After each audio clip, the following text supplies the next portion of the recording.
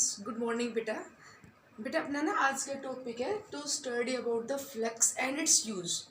Flex क्या होता है, इसको कैसे यूज़ करते हैं, फिर इसको अप्लाई करके ना हम पढ़ेंगे extraction of iron from its ore and extraction of copper from its ore. ठीक है, तो फ्लेक्स क्या होता है बेटा? क्या होता है, कंसंट्रेशन जब और की करते हैं, कंसंट्रेशन ऑफ और ड्रेसिंग, तो उस टाइम क्या होता है, maximum earth impurities remove out, but not all. कुछ इम्प्योरिटीज जो है वो कैल्सिनेशन या रोस्टिंग करते हैं, जब ऑक्सीडेशन करते हैं और का उस टाइम निकल जाते हैं वोलेटाइल इम्प्योरिटी। आफ्टर इट कैल्सिन्ड और या जो रोस्टेड और अपने पास उसमें भी कुछ अर्थी इम्प्योरिटीज रह जाती हैं। तो जो बेटा क्या बताया, पहले कंसंट्रेशन क्या और का, फिर ऑक्सीडेशन क्या, ऑक्सीडेशन क्या भाई, कैल्सिनेशन भाई रोस्टिंग, और जो अपने पास मेटल ऑक्साइड है, मैं क्या बता रहा हूँ, इसमें भी कुछ परसेंट इम्प्योरिटी रह जाती है। तो इस मेटल ऑक्साइड को रिड्यूस करते टाइम, इसका रिडक्शन करवाते टाइम, साथ साथ इसमें एक ऐसा केमिकल रिएजेंट डाल देते हैं which combine itself with the earthy impurity present in this ore and form a molten material, form a molten metal.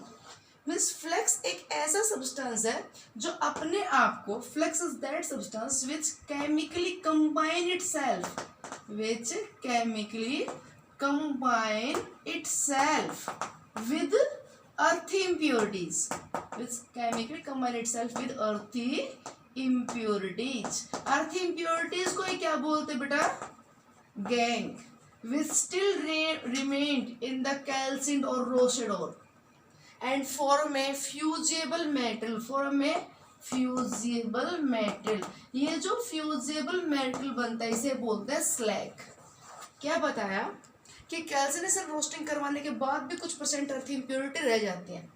उन अर्थी इम्प्योरिटीज को रिमूव करने के लिए, उस गैंग को रिमूव करने के लिए मेटल ऑक्साइड का जब रिडक्शन करवाते हैं, उसी टाइम साथ साथ क्या डाल देते हैं उसमें फ्लेक्स। एक ऐसा सब्सटेंस फ्लेक्स है जो अपने आप को इन अर्थी इम्प्योरिटीज के साथ कंबाइन करके और किस फॉर्म में निकाल लेगा बेटा? मोल्टन फॉर्म में, फ्यूजिबल मेटेरियल के फॉर्म में। उस मोल्टन फ्यूजिबल मेटेरियल को क्या बोलते हैं? स्लैग।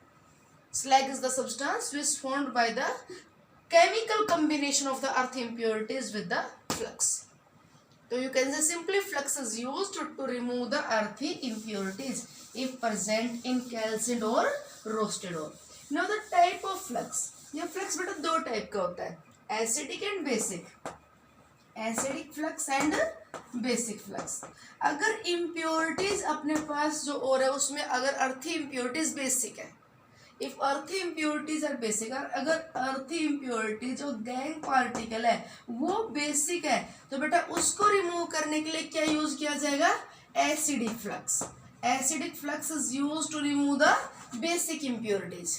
मान लीजिए as a impurity present, suppose कर लिया iron oxide as a impurity present है कहीं पे, अगर ये एज ए इम्प्योरिटी प्रेजेंट है तो इसको रिमूव करने के लिए यूज किया silica. Silica here used as a acidic flux.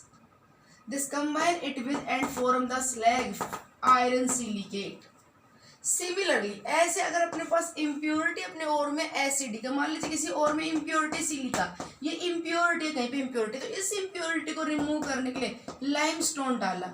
Limestone है, लाइमस्टोन पता है आपको, लाइमस्टोन तो है ना कैल्शियम कार्बोनेट, ये डिसोस्ट होकर कैल्शियम ऑक्साइड दे रहा है। ये बेस इस सिलिका के साथ कंबाइन करके और फ्यूजेबल मेटल बना ले कैल्शियम सिलिकेट। तो कैल्शियम सिलिकेट हो गया बेटा यहाँ पे स्लैग, और यहाँ पे अर्थी इम्प्योरिटी क्योंकि एसिडिक थी इसलिए फ्लक्स क्या यूज हुआ? बेसिक। तो किस टाइप का फ्लक्स यूज किया जाएगा, एसिडिक या basic, that will decide by the nature of earthy impurities. Okay, तो फ्लक्स यूज होता है अर्थी इम्प्योरिटीज को रिमूव करने के लिए। Now we study about the extraction of iron from its G4, from its main ore, and the G4 of iron is the iron oxide, is the hematite, is the hematite. Hematite is the main ore of iron. Hematite is the Fe2O3. It is the chief ore of iron. इस iron oxide में से बेटा iron कैसे निकाला जाता है? अब पूरा स्टेप जो अब तक पढ़ा उसका अप्लाई करते हैं। How will you extract out iron from this oxide, और कैसे निकाला जाएगा? तो सबसे पहले क्या करेंगे? Crushing of the ore. You know, सबसे पहले तो क्या होगा? Crushing of the ore, breaking down into smaller pieces. After it क्या किया जाएगा बेटा? इसका concentration of ore. Concentration of ore means removal of earth impurities from the ore particle. Removal of earth impurities को क्या बोलते हैं, ओर ड्रेसिंग। और बेटा जिस प्रोसेस से करवाया जाता है उसे क्या बोलते हैं, बेनिफिकेशन प्रोसेस। आपसे पूछा जाए कि बेनिफिकेशन प्रोसेस में क्या होता है, तो क्या क्या हो जाता है, removal of earth impurities from the ore particles. तो इसके लिए बेटा और को कंसंट्रेट करने के लिए कौन सा प्रोसेस अप्लाई करें, इलेक्ट्रोमैग्नेटिक सेपरेशन अप्लाई करें यहाँ पे, या लीचिंग अप्लाई किया जाए, यहाँ पे फ्लोटेशन अप्लाई किया जाए, कौन सा अप्लाई किया जाए। तो बेटा इसके लिए कौन सा अप्लाई किया जाता है, इसके लिए प्रोसेस अप्लाई किया जाता है हाइड्रोलिक वॉशिंग। कौन सा अप्लाई किया जाता है बेटा इसके लिए, हाइड्रोलिक वॉशिंग। अगर ऐसा होता और मैग्नेटिक होता है इम्प्योरिटी नॉन मैग्नेटिक, तो इलेक्ट्रोमैग्नेटिक सेपरेशन अप्लाई कर लेते हैं। सल्फाइड और के लिए बेटा फ्लोटेशन अप्लाई कर लेते हैं। इसके लिए बेटर कौन सा, हाइड्रोलिक वॉशिंग, जिसे हम क्या बोलते हैं, लेविगेशन, लेविगेशन ग्रेविटेशनल सेपरेशन। क्योंकि जो आयरन ऑक्साइड के जो और पार्टिकल्स है, Fe2O3 के जो और पार्टिकल्स है, this ore particles are much heavier as compare to earth impurities present in them. या थ्रू हाइड्रोलिक वॉशिंग कि स्लाइडिंग वुडन टेबल होगी, उसके ऊपर हम रख देंगे यहाँ पे और, ठीक है, और एक स्ट्रीम ऑफ वाटर तेज बहाव से उसके ऊपर पानी डाला जाएगा, तो light earth impurity go along with water. पानी के तेज बहाव के साथ वो लाइट अर्थ इम्प्योरिटीज बह जाएंगी, ठीक है, और क्या रह जाएंगे नीचे यहाँ पे हैवियर और पार्टिकल। तो इसका कर दिया हाइड्रोलिक वॉशिंग। आफ्टर इट, इसके बाद आप बताइए क्या करते हैं, बताओ। और को निला धुला दिया, मीन्स और में से अर्थ इम्प्योरिटीज है वो निकाल दी, ठीक है, जो हम लेते हैं ना अर्थ से जो हमें मिलता है उस और भी बहुत सारी इम्प्योरिटीज होती हैं, तो मैक्सिमम इम्प्योरिटी निकाल दी। अपने पास लगभग प्योर, ऑलमोस्ट तो नहीं बेटा 100% तो नहीं, लगभग अपने पास 80 to 90% प्योर और आ चुका है, इसमें अर्थ इम्प्योरिटीज कम बची है। इसका अब क्या करेंगे, कैल्सिनेशन या रोस्टिंग, मीन्स हमें करना है और का ऑक्सीडेशन। ये तो ऑलरेडी एक ऑक्साइड और है बेटा, ऑलरेडी एक ऑक्साइड और है, तो भी हम इसका ना कैल्सिनेशन तो करेंगे। मीन्स कैल्सिनेशन मतलब क्या, heating in the strong heating in the absence of air, ताकि इसमें क्या हो, अगर इसमें कुछ मॉइस्चर वगैरह, जैसे हाइड्रोलिक वॉशिंग के तो हो सकता है इसमें कुछ मॉइस्चर प्रेजेंट हो, तो कुछ अगर मॉइस्चर वगैरह हो तो रिमूव हो जाए। तो क्या कर दे बेटा इसका calcination, so that dust particles या इसमें कुछ मॉइस्चर है तो क्या हो जाए, रिमूव। क्लियर, कैल्सिनेशन जरूरी नहीं है तो आपको मेटल ऑक्साइड मिले, मतलब मेटल ऑक्साइड है ऑलरेडी, आयरन ऑक्साइड तो है, तो इसमें मॉइस्चर वगैरह हो रिमूव हो जाएगा, ठीक है अपने पास। हाँ अगर अपने पास बेटा ये होता है सिडेराइट, मुझे बताओ सिडेराइट क्या होता है, बता रहे हो, वेरी गुड, क्लैपिंग क्लैपिंग, बताइए, अच्छे बच्चे हैं ना, शाबाश। मैडम क्या करते रहते हैं, टाइम पास करते रहते हैं। आयरन कार्बोनेट, सिडेराइट है ना, सिडेराइट इज द, याद करो बेटे बड़ा इंपॉर्टेंट है, ये नेम ना आपको याद रहने चाहिए। तो अगर मान लीजिए मेरे पास ये वाला और होता ना आयरन का बेटा, तो इसमें कैल्सिनेशन कराते टाइम क्या होता है, heating strong in the absence of air, तो एक कार्बोनेट टूट के क्या देता है, मेटल ऑक्साइड, क्या निकल गया यहाँ से, CO2, ओके, तो अपने को यहाँ पे मेटल ऑक्साइड मिल जाता है। तो ऐसा नहीं है कि अगर अपने पास कार्बोनेट और हो या हाइड्रोक्साइड हो तो ही कैल्सिनेशन करें, ऑक्साइड और तो भी कैल्सिनेशन तो करेंगे, सो दैट द वो इसमें कुछ इंप्योरिटी वगैरह मॉइस्चर वगैरह वो निकल जाए। नेक्स्ट आफ्टर इट, इसके बाद क्या करेंगे, अब अपना मेन काम आ गया नवी कैरेट्स रिडक्शन। अब हम इसका रिडक्शन करवाएंगे, क्या करवाएंगे हम इसका रिडक्शन। तो कॉमर्शियली आयरन ऑब्टेन करने के लिए हेमेटाइट ओर का रिडक्शन करवाया जाता है ब्लास्ट फर्नेस में। ये बातें पूछ ली जाती हैं, name the furnace which used for the extraction of iron from its haematite ore. तो कौन सा यूज करते हैं बेटा, ब्लास्ट फर्नेस। ये ब्लास्ट फर्नेस के बारे में बता, रिडक्शन को स्टार्ट करते हैं अपना मेन काम, ठीक है, रिडक्शन करवाते हैं ब्लास्ट फर्नेस में। Blast furnace is a long cylindrical vessel है that lined with fire bricks so that can maintain the high temperature, ठीक है। इधर से पास करते हैं हॉट एयर, यहाँ पे हॉट एयर पास करते हैं, यहाँ पे इसमें ऊपर से डाल देंगे हम कैल्सिन्ड ओर क्या अपने पास हेमेटाइट और जैसा कैल्सिनेशन कर चुके हैं। साथ में इसमें डाला जाता है लाइमस्टोन, ये ध्यान देना, साथ में क्या डाला है हमने, limestone. Here limestone used as a flux. What is the function of limestone in the extraction of iron? Important point, note it. What is the function of limestone in the extraction of iron from hematite ore? तो बेटा जो haematite ओर है इसमें impurity होती है silica, इसमें impurity present होती है, आगे बाद में बताएंगे, एक्सट्रैक्शन लिखेंगे तब इसमें सिलिका इम्प्योरिटी होती है, और सिलिका SiO2 एसिडिक होता है। इसको रिमूव करने के लिए लाइमस्टोन यहाँ पे यूज हुआ है एज ए बेसिक फ्लक्स, और साथ में रिड्यूसिंग एजेंट डालेंगे यहाँ पे Coke is the form of carbon, means carbon. ऊपर से किस किस की एंट्री करवाई है, देखना कौन कौन आ रहा है, calcined ore limestone as a flux and reducing agent का फॉर्म काम कौन कर रहा है यहाँ पे, कोक। ओके, अच्छा यहाँ पे डाल दिए सारा। बट इस ब्लास्ट फर्नेस में नीचे टेम्परेचर यहाँ पे बॉटम में बहुत हाई होता है, 2200 केल्विन के आसपास होता है, थोड़ा ऊपर टेम्परेचर 1600 केल्विन। इसके मिड में लगभग मैं लिख रहा हूँ मिड पॉइंट पे, नियरली मिड पॉइंट पे इसका टेम्परेचर होता है बेटा 1100 केल्विन के आसपास, 1123 केल्विन, 900 केल्विन, और टॉप पे टेम्परेचर लगभग होता है 570 केल्विन। मींस ब्लास्ट फर्नेस में ना अलग अलग एरियाज में टेम्परेचर अलग अलग है, ठीक है। अब इस ब्लास्ट फर्नेस में कैसे क्या प्रोसेस होता है वो एक्सप्लेन करने के लिए इस पूरे को 5 जोन्स में डिवाइड किया है। इसके अंदर क्या क्या कौन किसको क्या रिड्यूस करेगा सारा एक्सप्लेन करने के लिए इसको 5 जोन्स में डिवाइड किया है। तो सबसे पहले बेटा zone of combustion, zone of combustion, इसमें क्या होता है कि जो हमने यहाँ पे कोक डाला ना, कोक ये जैसे ही हॉट एयर की प्रेजेंस में आएगा, this coke start to burn and give some carbon dioxide. इसे बोलते हैं zone of heat adsorption. Sorry मैं गलत बोल गई, इसे बोलते हैं यहाँ पे जोन ऑफ, गलत बोल sorry, zone of combustion. Zone of combustion यहाँ पे कार्बन का क्या हो रहा है, बर्निंग, और large amount of heat is produce, बहुत सारी हीट प्रोड्यूस हो रही है, ठीक है। रिएक्शन हाईली एक्सोथर्मिक है। अब साथ साथ क्या हो जाती है इसमें रिएक्शन, मतलब सारा सारा कार्बन बर्न नहीं होता, कुछ कार्बन यहाँ बर्न होने ही लगा था, साथ साथ क्या होगा जैसे CO2 बनेगा बचा हुआ कार्बन इसको रिड्यूस करने लग जाता है, और ये रिएक्शन बेटा एंडोथर्मिक है। ये वाली रिएक्शन कौन सी यहाँ पे, एंडोथर्मिक। एंडोथर्मिक में डेल्टा H पॉजिटिव होता है, पता है आपको, ठीक है। फर्स्ट रिएक्शन के लिए डेल्टा H नेगेटिव है, ये एंडोथर्मिक रिएक्शन है। इसको बोलते हैं जोन ऑफ हीट एब्जॉर्प्शन, क्योंकि यहाँ पे हीट एब्जॉर्ब हो रही है, ये रिएक्शन एंडोथर्मिक है। तो यहाँ पे कार्बन मोनोऑक्साइड प्रोड्यूस हो गया। देखो सारा कार्बन CO2 में बर्न नहीं हुआ है, कुछ कार्बन जैसे CO2 में बर्न होने लगा, CO2 को साथ साथ कार्बन रिड्यूस करने लगा, मीन्स यहाँ पे क्या जनरेट हो गया है, नया कार्बन मोनोऑक्साइड। कोक डालने जा रहे हैं, हमने डाला तो कार्बन था, यहाँ पे साथ साथ क्या आ गया, कार्बन मोनोऑक्साइड भी बन गया कुछ, ये काम आएगा आगे, ये खुद काम करेगा रिड्यूसिंग एजेंट का एक।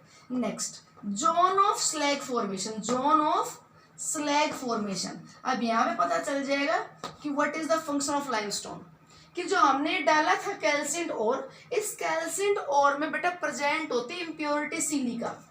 आपको याद रखनी पड़ेगी बात, आयरन के ओर में इम्प्योरिटी प्रेजेंट होते सिलिका SiO2, ये सिलिका एसिडिक इम्प्योरिटी है, इसको रिमूव करने के लिए डाला गया लाइमस्टोन। मिड में आके, मिड में लगभग टेम्परेचर 1123 पे ये कैल्शियम कार्बोनेट डिसोसिएट हो गया, और यहाँ से क्या बना बेटा, calcium oxide. This calcium oxide combine with the silica impurity and give the slag calcium silicate. Calcium silicate एक मोल्टन मटेरियल है, इसलिए बेटा सारा का सारा नीचे आके इकट्ठा हो जाएगा, यहाँ पे बन गई लेयर ऑफ स्लैग, स्लैग की लेयर बन गई। किसकी लेयर बन गई, कैल्शियम सिलिकेट की। जो इस ओर में सिलिका इम्प्योरिटी थे, उस सिलिका इम्प्योरिटी को रिमूव किसने किया, लाइमस्टोन ने, बेसिक फ्लक्स ने। कैसे, कैल्शियम ऑक्साइड की फॉर्म में आके कंबाइन करके ले गया, स्लैग सारा नीचे इकट्ठा हो गया, ठीक है। क्या क्या रिएक्शन चल रहे हैं बेटा यहाँ बताओ। कार्बन है वो कुछ बर्न हुआ, CO2 बना, उसके साथ साथ क्या हुआ बेटा, यहाँ पे कुछ जो कार्बन डाइऑक्साइड है उसको कार्बन ने कुछ रिड्यूस किया, कार्बन मोनोऑक्साइड बन गया। आफ्टर इट क्या हुआ, यहाँ पे लाइमस्टोन है वो डिसोस्ड होकर स्लैग की फॉर्म में चला गया। अब अपने मेन रिएक्शन में यहाँ बता रहे हो what is the zone of reduction. Reduction कैसे किसका क्या होगा, यहाँ पे पढ़ रहे बेटा जोन ऑफ रिडक्शन, ठीक है। ये सारा मैंने बता दिया कौन कौन सा, ये लाइमस्टोन ये सारा हटा देती हूँ मैं एक बार यहाँ से। अब देखो इस पूरे सिलिंड्रिकल वेसल में आयरन ऑक्साइड है। अब आयरन ऑक्साइड का एक बार पैरेललोग्राम डायग्राम देखो, रिड्यूसिंग एजेंट कौन यूज होगा, यहाँ पे रिड्यूसिंग एजेंट यूज होगा बेटा या तो कार्बन या कार्बन मोनोऑक्साइड। कब कौन सा यूज होगा, और क्योंकि रिड्यूसिंग एजेंट कार्बन या कार्बन मोनोऑक्साइड होगा, इसलिए यहाँ पे जो प्रोसेस होगा उसे हम बोलेंगे स्मेल्टिंग।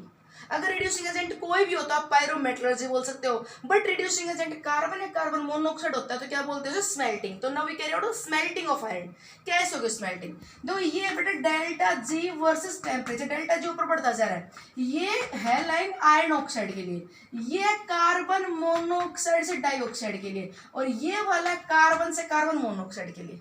ध्यान से देखिएगा, ये आयरन ऑक्साइड के लिए, और ये क्रॉस कर रहा है लगभग बेटा 1073 केल्विन पे, 1000 मतलब आसपास 1100 के आसपास हो गए, ठीक है। तो अब बताओ आयरन ऑक्साइड को रिड्यूस करने के लिए कौन रिड्यूसिंग एजेंट यूज होगा, कार्बन या कार्बन मोनोऑक्साइड। हमेशा रिड्यूसिंग एजेंट वो होता है बेटर जिसका खुद का ऑक्साइड क्या हो, मोर स्टेबल। जिसका भी ऑक्साइड मोर स्टेबल होगा उसके ऑक्साइड के लिए डेल्टा जी की वैल्यू क्या होगी, less. Less means more negative, ठीक है। तो बताओ कार्बन मोनोऑक्साइड का जो ऑक्साइड है उसका डेल्टा जी की वैल्यू मोर नेगेटिव है। कार्बन मोनोऑक्साइड का ऑक्साइड मोर स्टेबल है आयरन के ऑक्साइड से, बट बिलो 1073 और अबव 1073 ये आ गए। देखो कौन आ गया, ये कार्बन जो कन्वर्ट हो रहा है कार्बन मोनोऑक्साइड में आ गए। तो इसलिए इस ब्लास्ट फर्नेस में बेटा रिड्यूसिंग एजेंट दो यूज होंगे। बहुत इंपॉर्टेंट बात है, ध्यान देना कि बेटा मिड में टेम्परेचर लगभग 1123 है, तो मिड में हमारे 1073 मतलब 1100 के आसपास हो गए। तो 1100 से नीचे तो रिड्यूसिंग एजेंट कार्बन मोनोऑक्साइड, और 1100 से ऊपर कौन होगा, कार्बन। नीचे वाला अपने से ऊपर वाले को रिड्यूस कर सकता है, नीचे वाला अपने से ऊपर वाले को रिड्यूस कर सकता है, याद है ना। तो अब बताइए जी इस ब्लास्ट फर्नेस में रिड्यूसिंग एजेंट कौन यूज होगा, तो आप कहोगे अपर हाफ पोर्शन में, जो ऊपर वाला हाफ पोर्शन है इसमें तो कार्बन मोनोऑक्साइड यूज होगा, और नीचे वाले हाफ पोर्शन में जहाँ पे हाई टेम्परेचर वहां पे कौन होगा, carbon. To reduce the iron oxide in blast furnace, there are two reducing agents used. At low temperature, carbon monoxide, and at high temperature, carbon. Now, what reaction takes place? 12th वालों को तो reactions भी बहुत अच्छे से याद करनी पड़ेगी। 10th वालों को तो यह कि रिड्यूसिंग एजेंट पूछ लिया, ठीक है, ये इतना ही पूछते हैं। रिएक्शंस भी आप एक बार देख लीजिए। 12th वालों को तो बहुत इंपॉर्टेंट है जी, याद करना पड़ेगा, एनसीईआरटी में आता है क्वेश्चन। आयरन ऑक्साइड बेटा Fe2O3 जो पूरा बताएंगे कौन, क्योंकि टेम्परेचर बेटा यहाँ पे लगभग 570 से लेके और 2200 केल्विन तक है। तो पूरे में हेमेटाइट कहीं भी प्रेजेंट हो सकता है, तो हेमेटाइट कहीं पे भी प्रेजेंट होगा तो कब कौन इसे रिड्यूस करेगा, तो जो हेमेटाइट और लगभग टेम्परेचर 600 केल्विन मतलब ऊपर 570 के आसपास है उसे रिड्यूस करेगा कार्बन मोनोऑक्साइड। पर कार्बन मोनोऑक्साइड इसे रिड्यूस किस में करेगा, carbon monoxide reduce it to the magnetite. बेटा इसको रिड्यूस करेगा मैग्नेटाइट में, it self oxidise to CO2, खुद ऑक्सीडाइज हो जाएगा CO2 में, ठीक है। इसे किस में कन्वर्ट कर देगा, मैग्नेटाइट में, मैग्नेटाइट में कन्वर्ट करेगा। खुद किस में कन्वर्ट होता जाएगा, CO2 में कन्वर्ट होता चला जाएगा। ये रिएक्शन बैलेंस कर देना, यहाँ से निकल जाएगा ये CO2, ओके। हो गया रिएक्शन बैलेंस। 9 से 12 देख लेना, हो जाएगा रिएक्शन बैलेंस कर लेना, ठीक है, कोई बात नहीं। कार्बन मोनोऑक्साइड है, ये कार्बन मोनोऑक्साइड खुद तो कन्वर्ट हो जाएगा CO2 में, और बेटा ये इसको +3 से किस में रिड्यूस करेगा, या दोनों स्टेट क्या आते हैं यहाँ पे, कुछ की +2 कुछ की +3, मतलब अगर एवरेज लेके चलते हो तो क्या आ जाएगी ऑक्सीडेशन स्टेट यहाँ पे 8/3। तो क्योंकि कुछ आयरन यहाँ +2 में कुछ +3 में, तो जो आयरन +3 में था कुछ उसको रिड्यूस कर दिया +2 में, ठीक।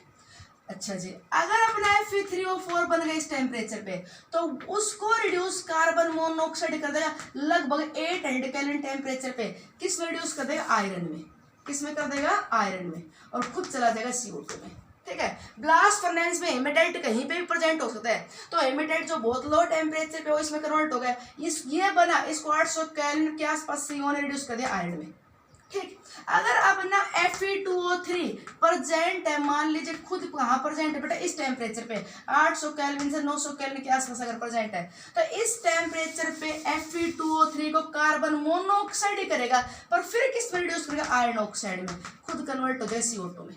मतलब मेन बात आप ये देखिए, लो टेम्परेचर पे Fe2O3 रिड्यूस हो रहा है CO से, पर डायरेक्टली आयरन में नहीं, किस में, बहुत लो है तो Fe3O4 में, थोड़ा सा हाई हुआ तो FeO में, हाँ ये बन गया तो ये रिड्यूस हो जाएगा आयरन में। अब नीचे वाले पे आ जाओ, 900 केल्विन से और नीचे चलो 1000, तो अगर टेम्परेचर अपना 1000 केल्विन से ऊपर चला गया ना, टेम्परेचर अगर अपना 1073 केल्विन से ऊपर चला गया, मतलब नीचे वाले पोर्शन में आ गए, तो अब रिड्यूस करेगा कार्बन, चाहे Fe2O3 हो चाहे FeO बन चुका हो। देखिए FeO भी तो बन गया था, तो कौन रिड्यूस करेगा, कार्बन, और ये बन जाएगा अब बेटा आयरन, और क्या निकल जाएगा यहाँ से, कार्बन मोनोऑक्साइड, खुद बन गया आयरन, और क्या निकल गया यहाँ से, कार्बन मोनोऑक्साइड। ये मोल्टन आयरन मिलेगा, जो यहाँ पे अपने को हाई टेम्परेचर मिलेगा बेटा मोल्टन आयरन होगा। ये उस ब्लास्ट फर्नेस से मैंने हटा दिया, उस ब्लास्ट फर्नेस में वो सारा का सारा मोल्टन आयरन बेटा नीचे आके इकट्ठा हो जाएगा और आयरन की लेयर हैवी होगी, तो आयरन की लेयर नीचे बनेगी और स्लैग की लेयर ऊपर होगी। ये आयरन का एक्सट्रैक्शन। आई थोड़ी सी बात समझ में। रिडक्शन कौन करवा रहा है यहाँ पे? कार्बन मोनोऑक्साइड भी रिड्यूस कर रहा है और बेटा कार्बन भी रिड्यूस कर रहा है। अगर टेम्परेचर हाई है तो कार्बन रिड्यूस कर रहा है और टेम्परेचर लो है तो कार्बन मोनोऑक्साइड। ऊपर वाले पोर्शन में कार्बन मोनोऑक्साइड काम कर रहा है, Fe2O3 के ऊपर कार्बन मोनोऑक्साइड कभी भी सीधा आयरन में रिड्यूस नहीं कर पाएगा लो टेम्परेचर पे, हाई टेम्परेचर पे कर देगा। और वो भी करेगा कौन? कार्बन। Fe3O4 बन गया, वो आयरन में रिड्यूस हो जाएगा। तो आयरन हेमेटाइट फॉर्म में हो, चाहे उस ब्लास्ट फर्नेस में, चाहे हेमेटाइट फॉर्म में हो, चाहे आयरन ऑक्साइड फॉर्म में हो, मीन्स से आयरन अपनी कोई से भी ऑक्साइड की फॉर्म में हो और एट लास्ट अपने पास किस फॉर्म में आ जाएगा? आयरन। और इस ब्लास्ट फर्नेस में बेटा जो इंपॉर्टेंट बात है वो अब अगली, आयरन मिलता अपने को, प्योर नहीं मिलता। पूछ लिया जाए in blast furnace you will get which form of iron, कौन सा आयरन मिलता है? तो बेटा अपने को मिलता है पिग आयरन। बच्चे क्लास में पढ़ाते जब हंसते थे पिग आयरन में, पिग आयरन मिलता है। कौन सा आयरन मिलता है? पिग आयरन, है ना। तो अभ्यास लो, अब क्या टैक्स लग रहा है, जीएसटी लग रही है हंसने की, अभ्यास लीजिए। तो बेटा नीचे नीचे जो अपने को आयरन मिलता है कौन सा मिलता है? पिग आयरन मिलता है, ठीक है। विथ ब्लास्ट फर्नेस में पिग आयरन मिलता है, प्योर नहीं होता। इट कंटेन्स लगभग 4% कार्बन, इसमें 4% कार्बन होता है। और ये बातें सारी याद रखने की बातें हैं, और बिना याद रखने वाले तो हम बता देंगे नहीं, सारी याद रखनी है ना, हो जाएंगी याद, बहुत अच्छे से हो जाएंगे। 4% कार्बन होता है और ट्रेसेस ऑफ इम्प्योरिटी मतलब थोड़ा बहुत इसमें क्या परसेंट होता है? Less than 1%। सल्फर है, मैग्नीज है, फॉस्फोर, सिलिकॉन, थोड़ी बहुत बेटा लेस देन 1% ये इम्प्योरिटी भी होती है। Pig iron is the soft form of iron, ये सॉफ्ट फॉर्म होती है। इस पिग आयरन को कन्वर्ट किया जाता है बेटा फिर कास्ट आयरन में। किस में कन्वर्ट करते हैं इसको? कास्ट आयरन में। प्लस 2 में क्वेश्चन पूछ लेते हैं, give the principle for the conversion of pig iron to cast iron, कैसे कन्वर्ट होगा? तो बेटा इस पिग आयरन में ना, इस मोल्टन, ये मोल्टन मिलता है अपने को, इस मोल्टन पिग आयरन में मिक्स करते हैं स्क्रैप आयरन और थोड़ा सा क्या डाल देते हैं? कोक, और फिर इसमें पास करते हैं हॉट एयर। ये याद रखना है, प्लस 2 वाले जरूर याद रखना कि पिग आयरन में स्क्रैप आयरन, आयरन के कुछ पीसेस जिसके साथ बहुत सारी इम्प्योरिटी है, वो स्क्रैप आयरन मिक्स कर दिया और क्या मिक्स कर दिया? कोक, ठीक है, और हॉट एयर पास की, तो क्या मिल गया? Cast iron. How is the pig iron different from the cast iron? तो बेटा कास्ट आयरन में 3% कार्बन कंटेंट होता है and it is very hard and brittle, ये सॉफ्ट होता है, जबकि क्या होता है? Cast hard and brittle. And these impurity as such, ये sulphur, phosphorus, manganese less than 1% इसमें भी होती है। क्या हुआ मेन डिफरेंस? इसमें कार्बन कंटेंट, ये मेन बातें हैं याद रखिए, 4%, यहाँ पे कितनी है? 3%। वो सॉफ्ट फॉर्म है, ये कैसे है बेटा? हार्ड फॉर्म है, ठीक है। अच्छा, इसके बाद इस कास्ट आयरन को कन्वर्ट किया जाता है purest form of iron. Commercially purest form of iron is the wrought iron. Cast iron से बनाया जाएगा बेटा wrought iron, wrought iron purest form of iron. Wrought iron में बेटा कार्बन कंटेंट बहुत कम होता है, लगभग 0.2 to 0.5%, और ये बाकी सारी इम्प्योरिटी से मुक्ति मिल जाती है। सॉफ्ट, ये मलिएबल आयरन भी कहलाता है, it is very soft. Road iron again soft है, इसे मलिएबल आयरन भी बोलते हैं। It is the purest form of iron. कोई कहे कार्बन कंटेंट का ऑर्डर बताओ आयरन में, ऐसे क्वेश्चन आता है, तो बेटा रोट आयरन में सबसे कम, उससे ज्यादा कास्ट में, और सबसे ज्यादा पिग में, means decreasing order of carbon content हो गया, ठीक है। ये जो रोट आयरन है ये बनाया जाता है रिवर्बरेटिव फर्नेस में, जहां पे कैल्सिनेशन और रोस्टिंग करवाते हैं। कैल्सिनेशन और रोस्टिंग भी रिवर्बरेटिव फर्नेस में करा जाता है। ये रिवर्बरेटिव फर्नेस की लाइनिंग कर दी किससे? हेमेटाइट से। किससे कर दी लाइनिंग बेटा? हेमेटाइट से। इसमें डाल दिया रोट आयरन, तो बेटा ये हेमेटाइट अब हीट करेंगे ना साथ में, तो यहाँ पे क्या होगा? हेमेटाइट अपने साथ कार्बन को कंबाइन करके और किस फॉर्म में निकाल देगा इसे? कार्बन मोनोऑक्साइड, और क्या मिलता जाएगा यहाँ से अपने को? Pure iron. ना जो रोट आयरन मिलता है किससे बनाया जाता है? कास्ट आयरन से। कहाँ पे रख के? रिवर्बरेटिव फर्नेस में रख के। रिवर्बरेटिव फर्नेस की लाइनिंग किससे की होती है? हेमेटाइट से। कार्बन किस फॉर्म में निकल जाता है इस रिवर्बरेटिव फर्नेस में? In the form of carbon monoxide. Sulphur किस फॉर्म में निकल जाएगा? In the form of sulphur dioxide, ठीक है। ये प्योरेस्ट फॉर्म आ गई अपने पास आयरन की। स्टील क्या होता है? Stainless steel. तो स्टेनलेस स्टील बेटा अलॉय है इसका आयरन का, उसमें क्या होता है आयरन, स्टेनलेस स्टील में iron mixed with the non corroding metal जिनसे कोरोजन होता है, लाइक क्रोमियम, निकल, थोड़ा टंगस्टन, इनके साथ मिक्स कर देता है। स्टेनलेस स्टील में और रोट आयरन में क्या डिफरेंस है, तो स्टेनलेस स्टील है नॉट अंडरगो द कोरोजन, इसमें नॉन कोरोडिंग मेटल होते हैं। इसमें बेटा कार्बन कंटेंट, जो स्टेनलेस स्टील है इसमें कार्बन कंटेंट काफी कम होता है, नियरली 0.1 to 0.2%, कहीं कहीं लिख दिया जाता है 0.05% तक हो सकता है। कार्बन कंटेंट इसमें काफी कम होता है स्टेनलेस स्टील में। Okay, thanks.